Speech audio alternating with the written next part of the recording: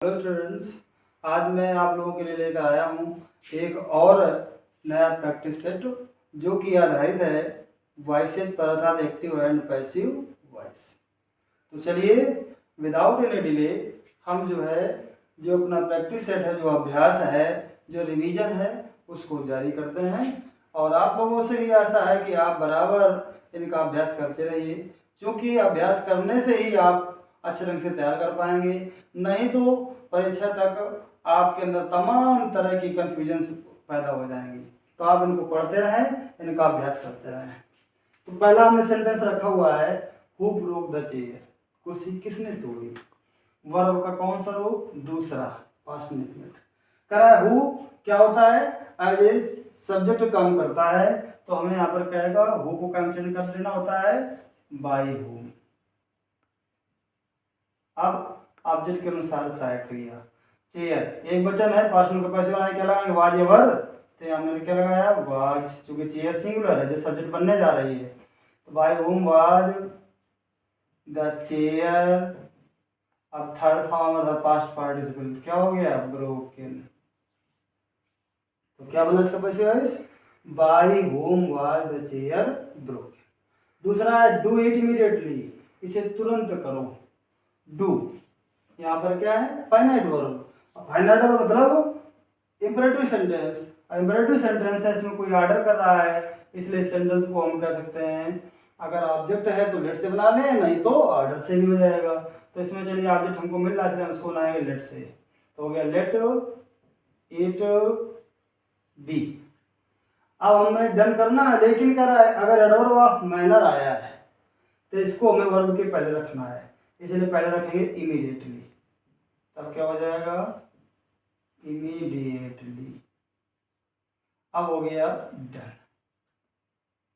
ठीक। Bye you हमें नहीं रखना होता है, बिल्कुल बाय यू के लिए सोचना ही हम नहीं है हमको। कैट्स कैच माइस, बिल्लियां चूहों को पकड़ती हैं। तो पहला रूप सेंटेंस पहचानना है, कौन से टेंस का है? पहला रूप अर्थात simple present tense. Simple present का पैसे बनाए क्या लगाएंगे? Is are am. तो क्या हो जाएगा? माइस। अब माइस कैसा सब्जेक्ट बना? प्लूरल। प्लूरल बना तो साइकिल हमने क्या लगाई? आर। थर्ड फॉर्म कैच काट काट, प्रीपोजिशन बाय प्लस सब्जेक्ट को क्या बनाया? ऑब्जेक्ट। अगला एडवर्टाइज दी पोस्ट, इन पदों का विज्ञापन दे दो।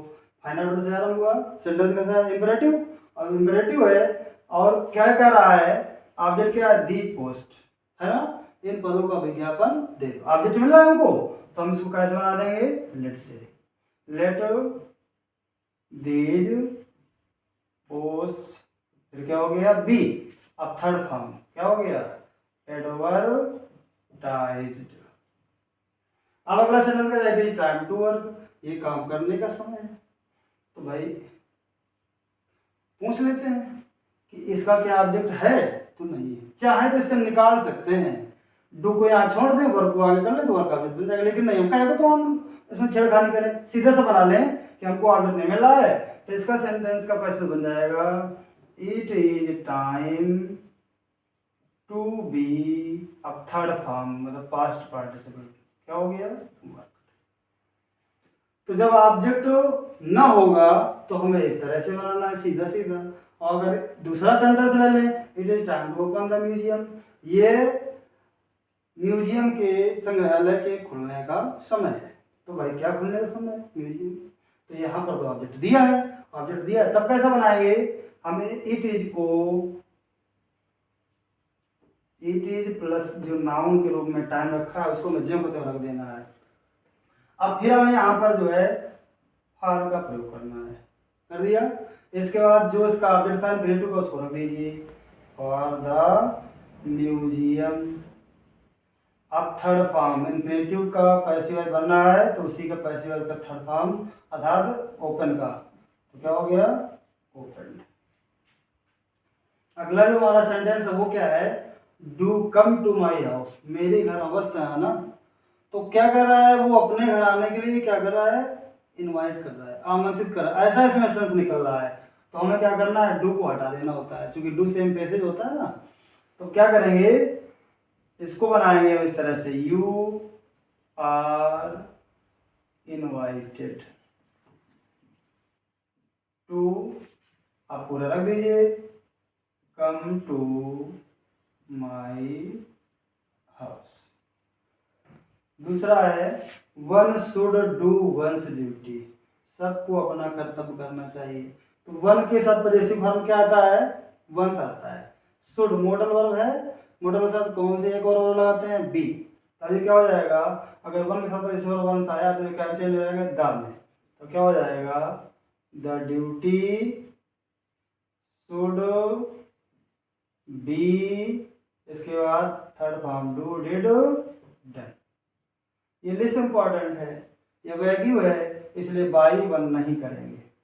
How many boys will play this game, इस खेल को कितने लड़के खेलेंगे। तो भाई जो क्वेश्चन वर्ड है उसके साथ जो बॉय लगा है वो सब्जेक्ट है, और सब्जेक्ट को बाई लगा कर यहाँ नहीं ला सकते हैं क्योंकि ये इससे जुड़ा हुआ है, इससे संबंध है इसका। तो जब इससे संबंध है तो हमें यहीं पर इसको सब्जेक्ट को ऑब्जेक्ट बना देना है। तो बाई अगर लगा देंगे तो यही हमारा सब्जेक्ट ऑब्जेक्ट माना जाएगा। तब ये क्या हो जाएगा, बाई हाउ मैनी बॉयज। अब ऑब्जेक्ट के हिसाब से सहायक क्रिया, विल, शैल, सिंपल फ्यूचर, और क्या जोड़ना है, बी, तो क्या हो जाएगा, will this game be, third form क्या हो गया, played. What subject is she teaching to you today, भाई तुम्हें आज कौन सा विषय पढ़ा रही है। तो भाई क्या पढ़ा रही है, विषय, किसे पढ़ा रही है, तुम्हें। तो यहाँ पर जो है ऑब्जेक्ट सब्जेक्ट के रूप में आया था, एज अ डायरेक्ट ऑब्जेक्ट आया है, और यहाँ पर आया है इनडायरेक्ट ऑब्जेक्ट। तो जब दोनों ऑब्जेक्ट हों तो हमारे लिए ऑप्शन है, चाहे इसी को हम मान लें और चाहे इसको सब्जेक्ट मान लें, किसी को मान सकते हैं। तो चलो जो रखा है उसी को मानना हमारे लिए ज़्यादा जो है आरामदायक रहेगा, तो हम इसी को मान लेते हैं। तो इसको हमने क्या किया, व्हाट सब्जेक्ट, जो ऑब्जेक्ट है अभी, लेकिन अब ये सब्जेक्ट मान रहा है, इसको सब्जेक्ट, ऑब्जेक्ट को सब्जेक्ट बनाया, तो क्या हो जाएगा, व्हाट सब्जेक्ट। अब इसी के हिसाब से सेकंड लगा दें, ये भी एक वचन है इसलिए क्या लगाया, इज। अब इसमें जोड़ा इसलिए और क्या जोड़ दिया, बीइंग। बोलो हो गया कि ना हो गया। अगर यहाँ से ऑब्जेक्ट को सब्जेक्ट उठा कर लाएंगे तो बीच में रखेंगे, क्योंकि हेल्पिंग वर्ब में जो है दो शब्द हैं, दो हैं, दो से अधिक है तो बीच में रखना होता है। तो व्हाट सब्जेक्ट इज बीइंग, अब थर्ड फॉर्म टीच, टाट, टाट। अब जब पहले डायरेक्ट ऑब्जेक्ट आ जाए, बाद में डायरेक्ट ऑब्जेक्ट आए, तो हमें क्या करना होता है कि इनडायरेक्ट ऑब्जेक्ट के पहले टू का प्रयोग करना होता है, जैसे रखा हुआ है तो हमने वैसे रख दिया, टू यू, फिर टुडे। अब बाई का प्रयोग करो, जो सब्जेक्ट है यहाँ रख दीजिए, सब्जेक्ट क्या है, सी, इधर आया ऑब्जेक्ट क्या हो गया, है। He should have taken medicine in time, उसे समय से दवा लेनी चाहिए थी। Should have plus third form, तो हमें क्या करना है, हैव प्लस बीन लगाना होगा। तो कैसे, क्या, मेडिसिन, तो करेंगे medicine should have been, third form रखा है। इधर शेष क्या बचा, इन टाइम। अब बाई का प्रयोग कर दो, जो सब्जेक्ट है उसको आप जो जगह रख दीजिए, तो ही इधर आया, क्या हो गया, हर फेल्योर है डिसअपॉइंटेड, उसकी असफलता ने हमको निराश कर दिया है, हतोत्साहित कर दिया है। तो भाई किसे, हमें। हैड प्लस थर्ड फॉर्म, कौन सा टेंस, प्रेजेंट परफेक्ट, तो क्या लगाएंगे, बीन। चलिए आज इधर आया, क्या हो गया, वी, वी के साथ क्या लगाया हमने, हैव, प्लस और क्या जोड़ा, बीन। अब थर्ड फॉर्म क्या हो गया, डिसअपॉइंटेड। अब देखिए कुछ वर्ड्स ऐसी हैं जो अपने साथ निर्धारित प्रीपोजिशन लेकर के ही आती है। ऐसी वर्ड्स में से एक ये वर्ब आई जो है disappointed, distressed, alarmed, dissatisfied, surprised, amazed, distressed. अगले ये ऐसी वर्ड्स हैं जिनके साथ प्रीपोजिशन क्या आता है, बाई को स्थान पर एट, तो हमें यहाँ क्या लगाना है, एट।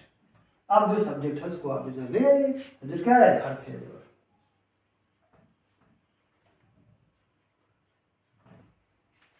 तो ये था हमारा आज का प्रैक्टिस सेट, जिसमें हमने 12 सेंटेंस जो रखा है और जो कि आपके लिए बहुत ही महत्वपूर्ण है, बहुत ही अच्छे स्टैंडर्ड के या हाई स्टैंडर्ड के सेंटेंसेस हैं।